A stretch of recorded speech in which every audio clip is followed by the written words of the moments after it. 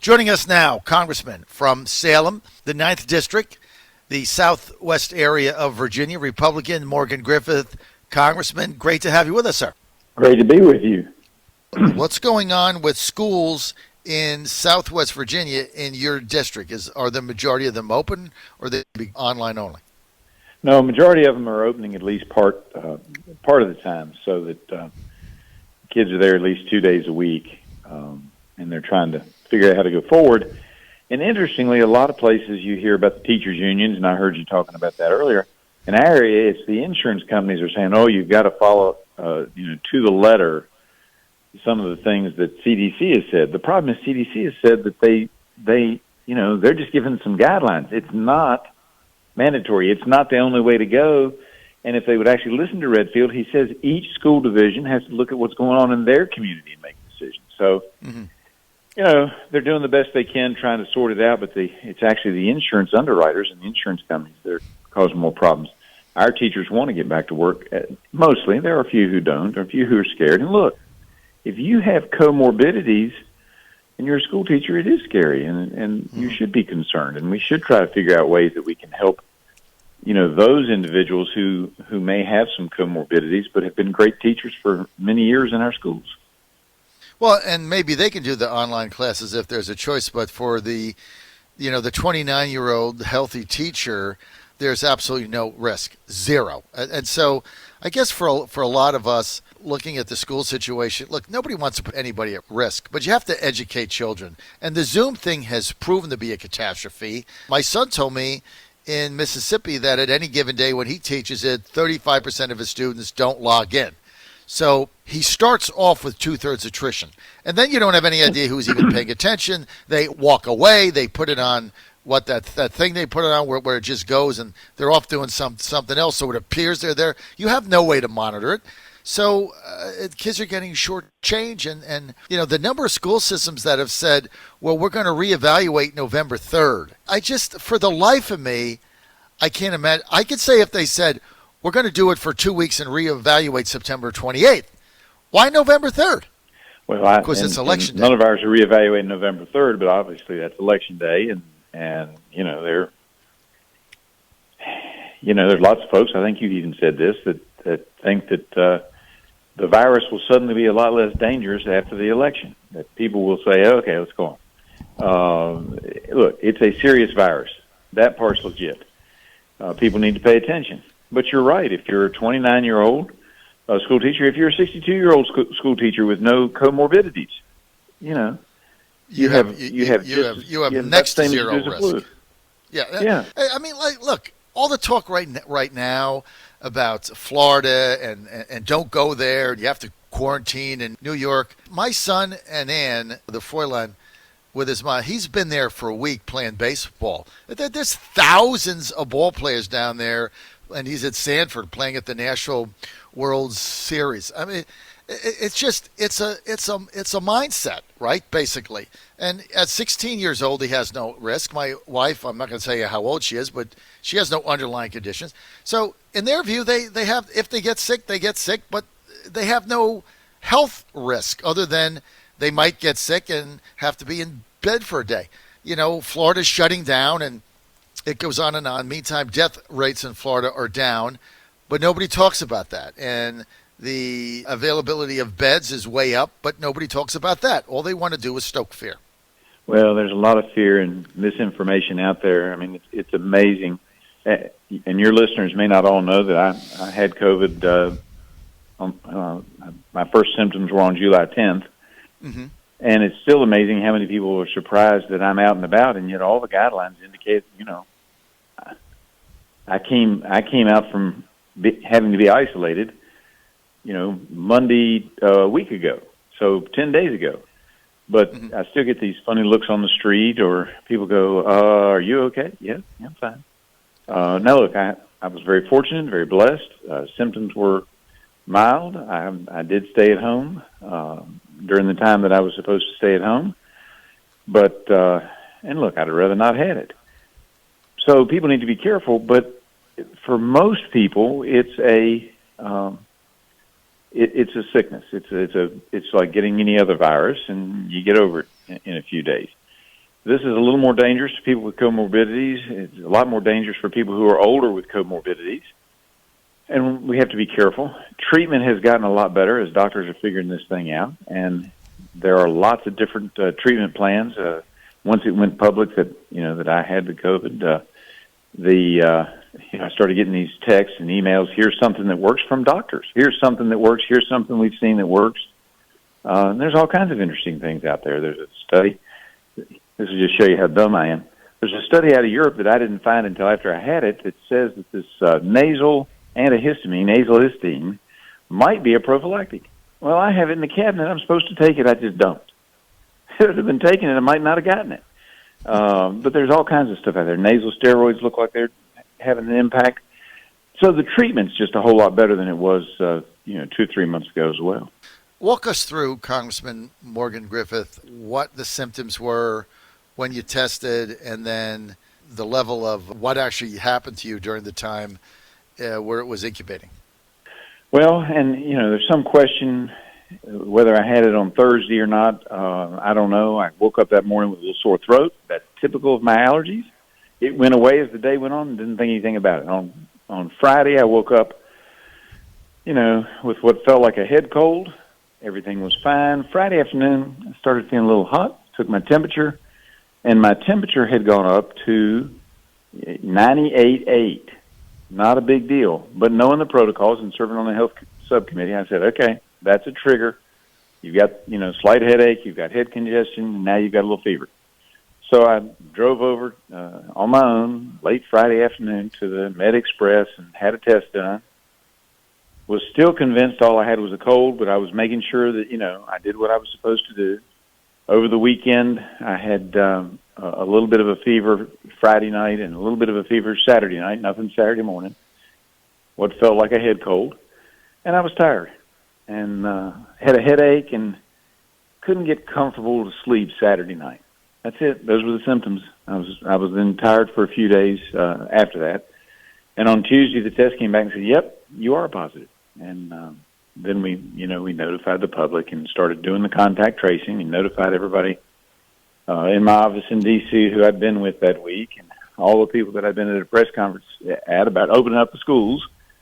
And none of the folks that I had contact with the exception of my wife, got the disease.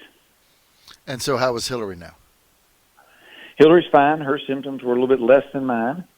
Which was great, but I can tell you she was irritated with me. She said, you gave this to me. And no way I could deny that. Everybody's fine. The kids did not test positive. They both came back negative. That happens. Some kids get it. But a lot of times the rate is lower for kids in the house than it is for adults in the house. All right, so you both had it. You got over it. Yeah. So the symptoms that you had were head cold, you had a slight fever, you got tired, 2 or 3 days. So you got the test back on Tuesday. When did you start feeling better, actually? By Tuesday, I felt pretty good, but I was tired. I won't deny that I wasn't tired. So the fact that I had to quarantine was not a bad thing. Mm-hmm. Now, sometimes you just stay at home and you lay around watching TV. You're going to feel tired even if you're not sick. That's true. So I was glad to get up and get going. I could have gone out on the Monday, like I said, about 10 days ago. But I decided that because people have so much fear and because, the science is developing, I stayed at home until Wednesday morning. And then I came up to D.C. that Wednesday morning and just hung out in my office except for casting votes.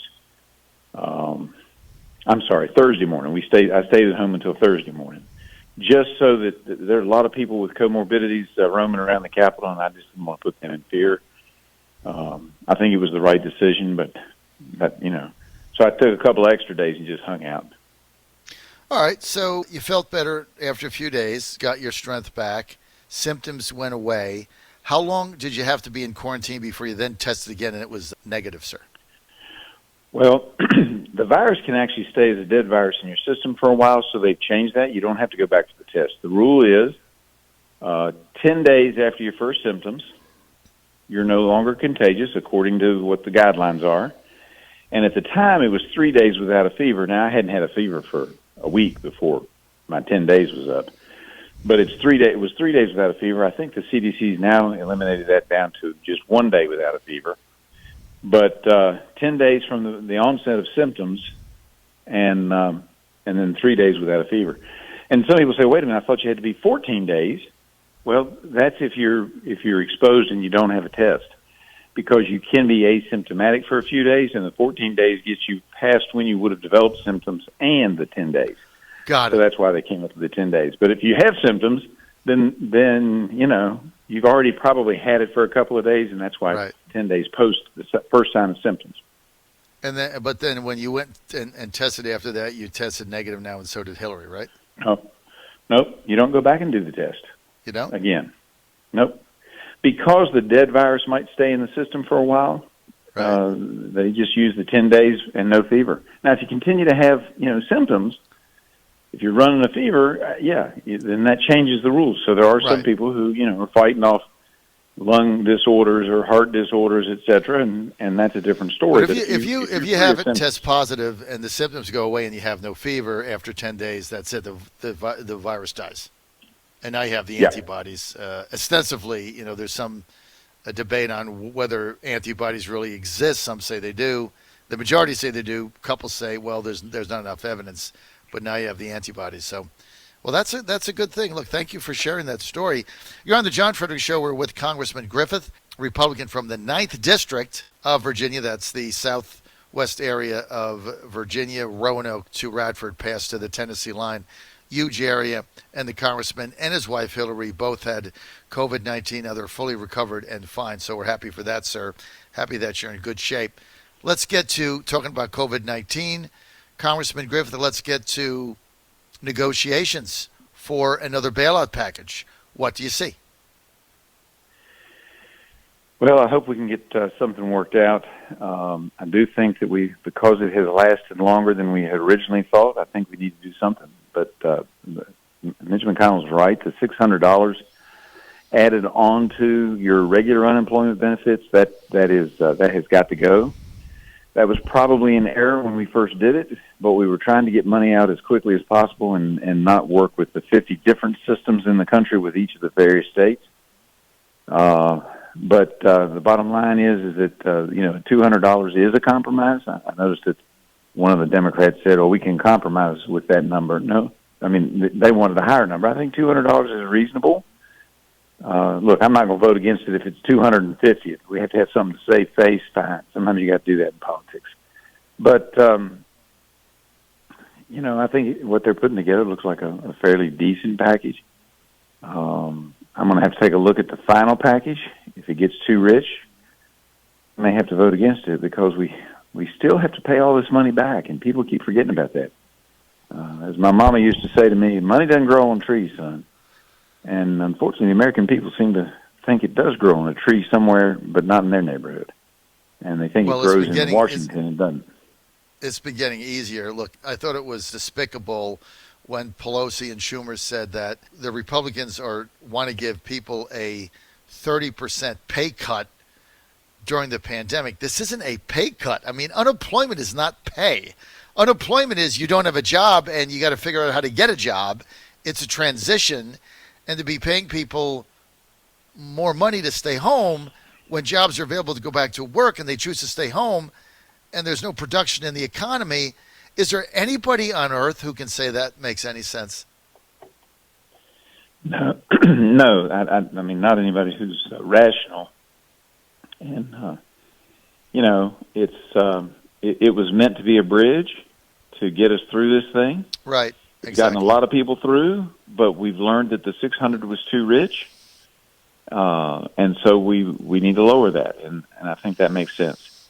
So I think we're working in that direction. But look, there is a distinct possibility that the Democrats don't want a compromise, that they want all these benefits to end, and that they're going to find some reason to vote no on any kind of a package that we put forward, just for political reasons. This, as I said when I was on your show with your guest host last Friday, Nancy Pelosi is doing everything based on politics. It's based on that November 3rd date. It has nothing to do with rational governance. It's all about politics and winning the elections. And, God forbid if we lose the White House or the Senate and we don't get the House back, because these folks will go completely crazy. The socialists have control of the Democrat Party. That's not to say that they're all socialists, but the socialists have control of the Democrat Party. If they get control of the House, the Senate, and the White House, Katie, bar the door, we're in for some tough years, probably some tough decades. All hell breaks loose. Congressman, give me your thoughts on the Barr hearing yesterday. A lot of Democrats seemed awfully rude to average Americans, not giving really the Attorney General any time to answer the question, not letting him go to the bathroom. What the hell was going on in there?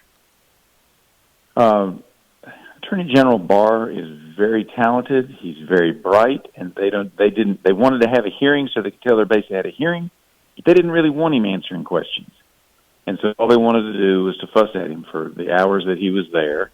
And, look, he can answer with clear and concise and cogent answers all of their questions.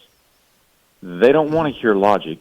They just want to hear the politics of it. So that's why so many of them basically used their 5 minutes, and, they had 4 minutes and 55 seconds of it was them talking, and 5 seconds for Barr to say yes or no. Unbelievable. Do you guys have a chance to win the House back, Morgan? It all depends on what happens between now and November 3rd, but I think we do. It's an outside chance, and I wouldn't be putting money on it yet, but I think we do. There's a lot of disruption out there, and people who normally don't pay attention are paying attention. The polling data doesn't look good if you look at it in a certain way, but if you look at the intensity level, we have intensity right now, and normally we don't. Trump support. It's that headline: Trump supporters have more enthusiasm than Biden supporters. That's an intensity level, which means we're more engaged as a voting group, and we're more likely to be involved. And what happens is that intensity builds, and we get to September, October. If that intensity is still there, it drags people who are kind of in the middle or undecided or uncommitted. It drags them along. They go, well, if Joe next door is really, high on Trump, even though I may not 100% like him, but I haven't seen anything I like on Biden, yeah, I'll go with Trump. And I'll go with that congressional candidate, Scott Taylor or Nick Freitas. I'll go with them. Right. I think we need some change up there. But you're not going to get them to say that in the poll. See, that's the problem. No, they're never going to tell a pollster that. That's why I'm looking at that enthusiasm factor as a very big positive for us. Congressman, we're out of time. I'm glad you and your wonderful wife, Hillary, have recovered from COVID-19. Sounds like you guys are fine, and as the kids are. And hopefully my fam gets back from, they're in Florida for a week, and then they're leaving tomorrow to go to Atlanta, Georgia. So they're going to all the hot spots. Yeah. Hopefully they'll come back fine. Ann's already had it, though. They should be careful. They should be careful, but they don't need to be panicked. Yeah. Well, Ann's already had it, so she says she's got the antibodies. Although the antibodies, there's still doctors saying, there's no real proof that there is an antibody, but she says she's got the antibodies. But my son playing baseball down there, it's quite the summer he's having, Morgan, quite the summer. John Fredericks Radio Network. Morgan Griffith, thanks for being with us.